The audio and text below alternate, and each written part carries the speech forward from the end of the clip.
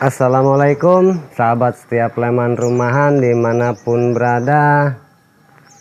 Nah, ini hari Jumat, jadi baru pulang Jumatan ya. Cuacanya panas banget, ekstrim. Ini burung masih posisi di sekat. Nah, nanti sekatnya ini kita bahas lah apa manfaat sekat ini ya. Hari ini mau saya sepil yang mana ya. Garut belum waktunya, Kintamani udah sering, Bukstobahan belum waktunya, BWI udah sering, Buksto juga belum waktunya. Nah, ini Gonsal Bogor juga udah sering disepil. Nah, hari ini saya mau sepil satu burung yang punya saya, yang burung istimewa. Jadi burung istimewa, burung mahal juga. Nah, ini sogon, bukan sogon yang mau saya sepil. Yang mau saya sepil ini jalak kebo, tapi nggak mau bunyi kebo dia. Jalak kebo. Oh, minta makan, nggak dikasih makan sama kita, katanya makannya habis. Dia kalau minta makan kayak gini. Jadi jalak kebo ini burung yang cerdas, bukan cuma bisa meniru suara, tapi dia bisa mengenali suara, bisa mengenali juga. Nah, jadi mau saya sepil, mau saya bahas tentang mitos-mitosnya. Banyak mitos di jalak kebo. Kemudian juga perawatannya, tentang mata putih juga mau saya bahas. Sleman rumahan seputar rawatan burung pleci dan burung lainnya untuk mempermudah para pemula dalam memahami dan merawat pleci.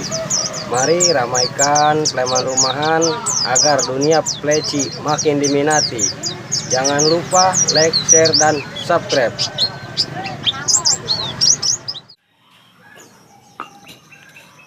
Nah, jadi buat teman-teman Sleman rumahan, sahabat Sleman yang mau piara burung ya, ini jalak kebo salah satunya yang buat nemenin pleci, yaitu karena jalak kebo ini selain dia burungnya berisik, karena kan pleci itu senang yang suara-suara berisik ya. Jadi jalak kebo ini juga pinter kicau, banyak isiannya.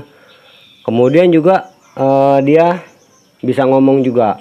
Nah, cuma untuk bisa ngomong ini ada beberapa hal yang harus diperhatiin ya, perawatannya yang hari ini saya bahas.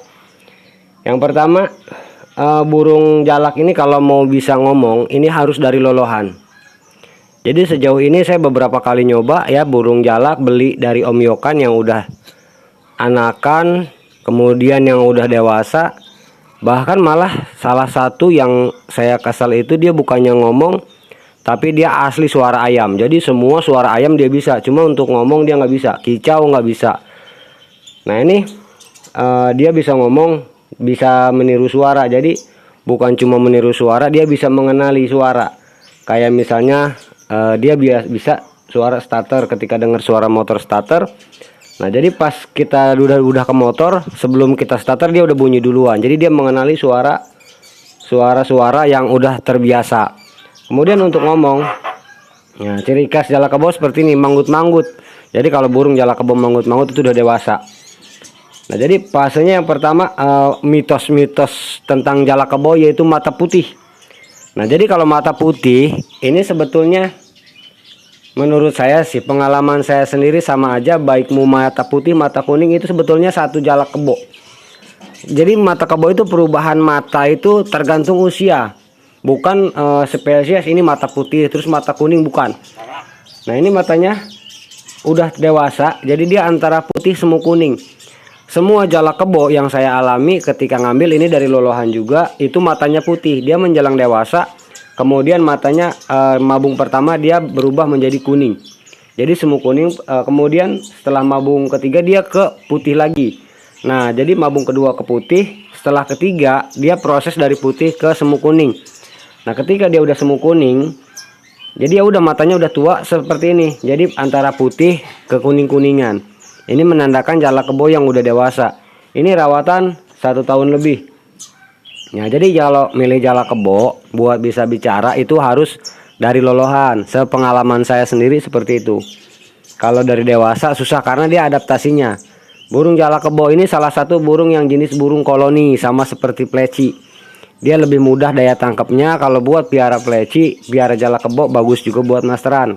Nah ini isiannya banyak, ada cililin, terus juga suara kenari, suara lakbet, banyak suaranya. Jadi ketika saya bentang pleci, ada jala kebo, otomatis jala kebo juga ikut kicau.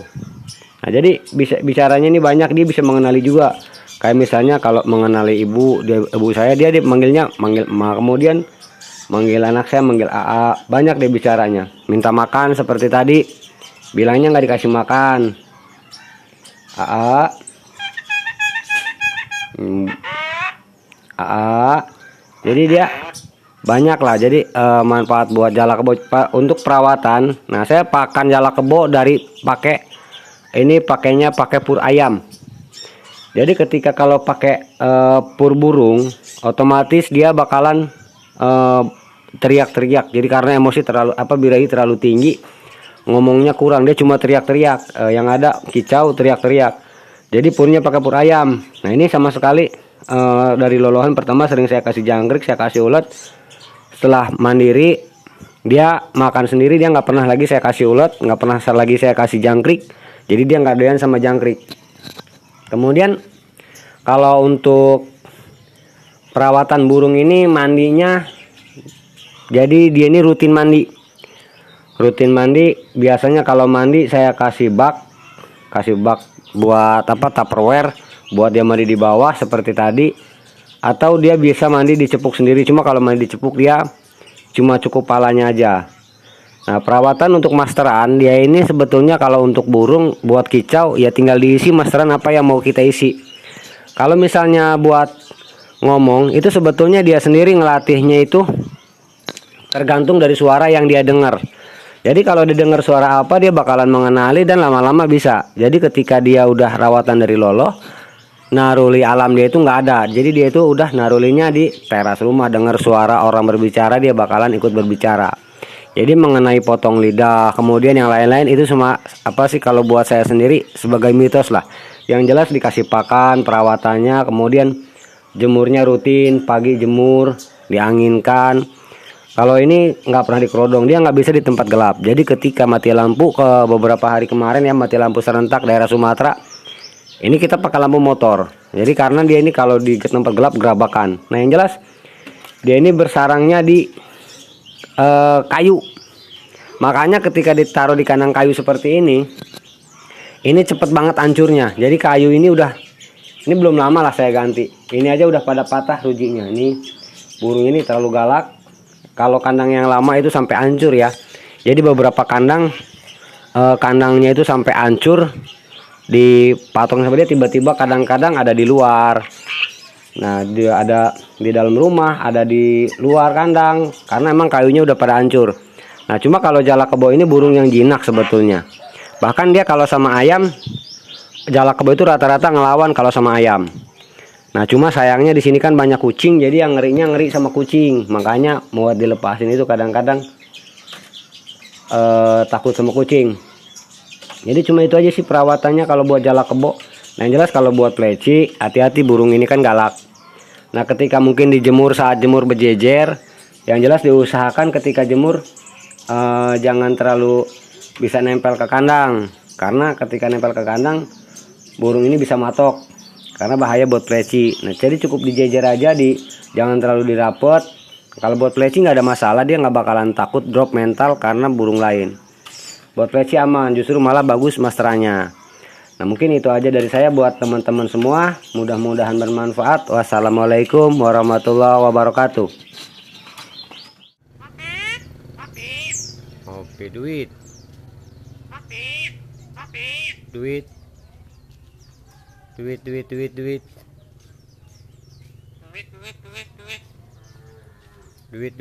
Duit. A.